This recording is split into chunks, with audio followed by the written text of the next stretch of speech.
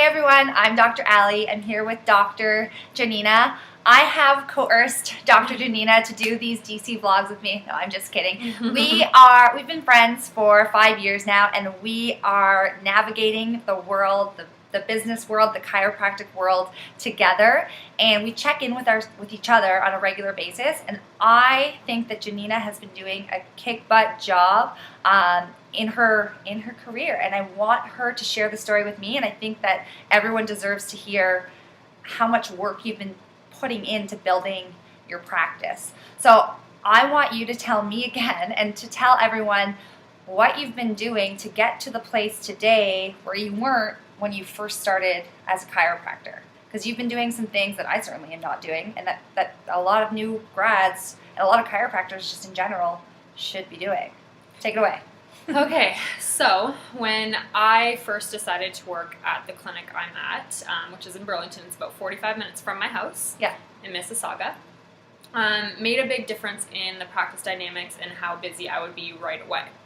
So that being said, I knew going into this practice that I would have no patients. Zero patients. We're on a very visible corner, but you don't get walk-ins as a chiropractor, very rarely anyways. Mm-hmm. So I knew I couldn't rely on that. So I had to have a very serious conversation to myself about how I can make this work. The clinic was great. The people in the clinic were great. It was a great fit for me.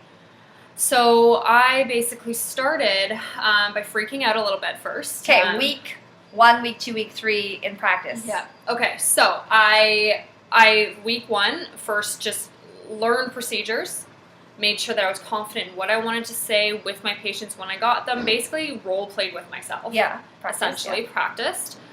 Then I was like, well, this isn't going to get me any patients. No patients are going to come into the door, realistically. You've rehearsed. You have the best, talk down, but there's no one there to hear it. So then I basically was like, okay, who can I market to? Who are the best places where I can get patients that are willing to listen to what I want to say, which to me, and it still is the best bet, is health food stores and gyms. Okay, that is where I feel the most comfortable and where I feel like I can get to the most people that will care about what I have to say and care about their health. Not that other people don't, but those were my first 2 places to go to. Yeah. So initially I did Google basically every gym in Burlington. So you can Google that. You go on Google Maps and you say like nearby places, and you can put fitness facilities, gyms, any way you can kind of think of to describe a gym or a fitness place. Yeah, so on a Wednesday when you've shown up in your first couple of weeks of practice, you're sitting in your office and you're Googling, who can I reach out to? Yeah. And then I would write it all down, how far they are, all their numbers, and I didn't call them, I would go there. I went to every single one. So I went there and health food stores, so I did this with both.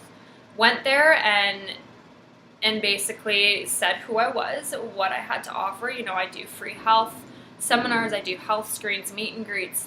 This benefits your facility or your clientele, your members, because it's going to make them healthier. It's going to make them have another outlet to improve their health, et cetera, et cetera. So I basically had to sell myself. What was the response to showing up, knocking on?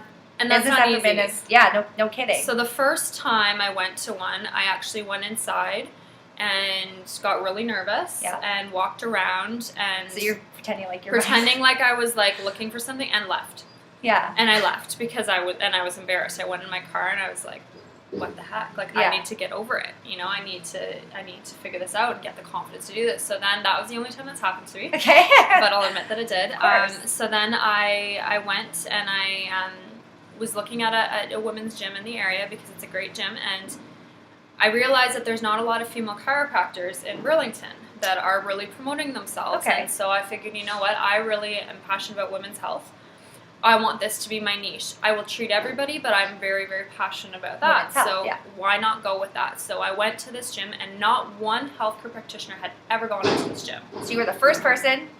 Got over the nervousness. I got over the nervousness and proposed, why don't we do talks for your members? Something that will benefit them. You can get prospective members to come in, and I'll talk about a topic that might be of interest to them, which adrenal fatigue is huge because everybody's going through it.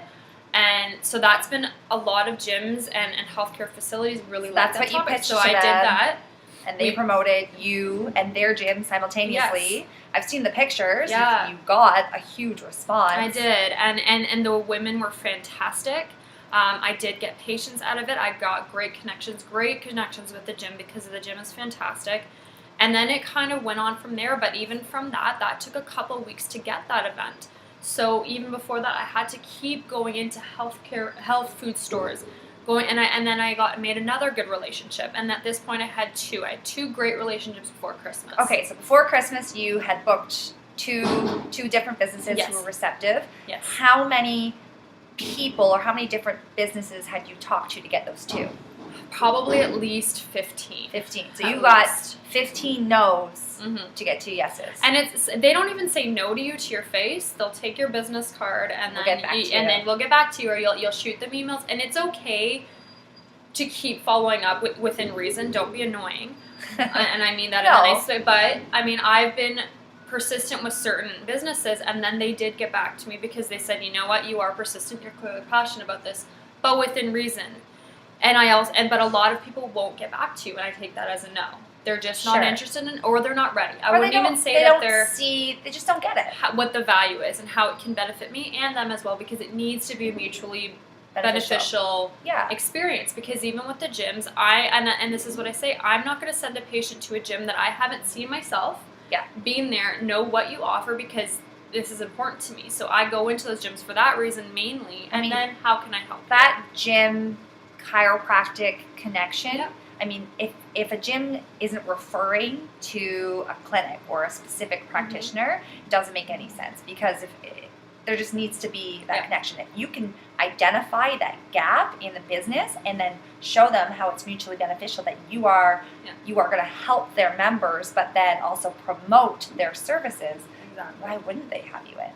Exactly. And with your level of knowledge, people are going to want to listen to what you have to say for free. You're giving away this information for free. And the hope is that it benefits you down the road. It's still your time, your education. And again, you're preparing for these talks, slideshows, and information. This isn't you going in and promoting yourself. This is you talking about a topic that you're passionate about, and people taking bits of information away and bettering themselves because of it. So and it's been great. And I was nervous for my first talk, and since then, this year alone, I think I've done 6, and I have 4. Well, you said something like you've only had 2 weekends off since Christmas, so you have obviously, from those 2 yeses before Christmas, continued to book yourself. And I still book with those people, with those businesses, but I also am always looking for others that I can help and serve, because as doctors, that's what we're meant to do. So have you changed your approach to how you find businesses? You said Google.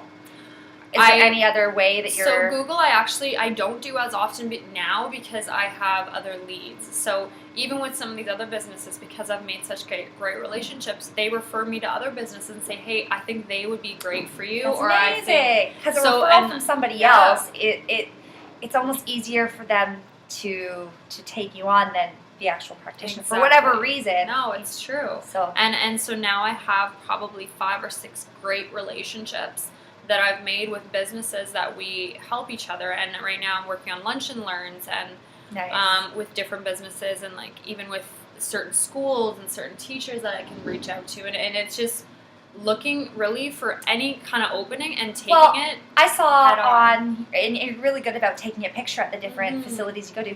You had a talk with a kindergarten class, right? Which, I mean, right off the hop, and you even mentioned it in the little blurb, it's like, I don't think they knew what I was talking about, but how neat of an opportunity for you to take to, who knows what happens then. You know, the child comes home and says, I met Dr. Janina today.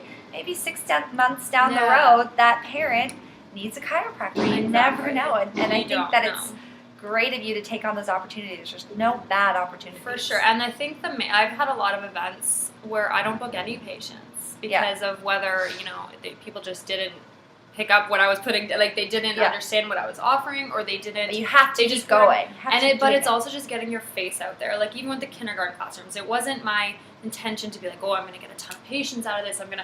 Of course, like for me, it was just, these kids are so cute. How can I say no? Yeah. But it's more just, I'm getting my face out there. I'm doing all this community service, and I actually do enjoy it. Of course, there's times on Saturday morning where I'm like, I would much rather sleep. I'm exhausted. I am exhausted. Yeah. But I need to be doing this to build my practice. Nobody knows me in Burlington, and they're getting to know me. There's no other option. No. You have to be doing this. And it's paid off from going from those first few weeks of, absolutely. Okay, I'm lonely, to now you're booked every day. And I'm building. And I'm building. My practice is building. My practice members are happy. They're doing well, and there's definitely, it's going up. And there's been a shift, I mean, in our dialogue as well, from the beginning stages of building a practice to now, where, I mean, at first we're like, okay, what do we do? Like, we want to be busy. We have this amazing skill set. You've shown what you do.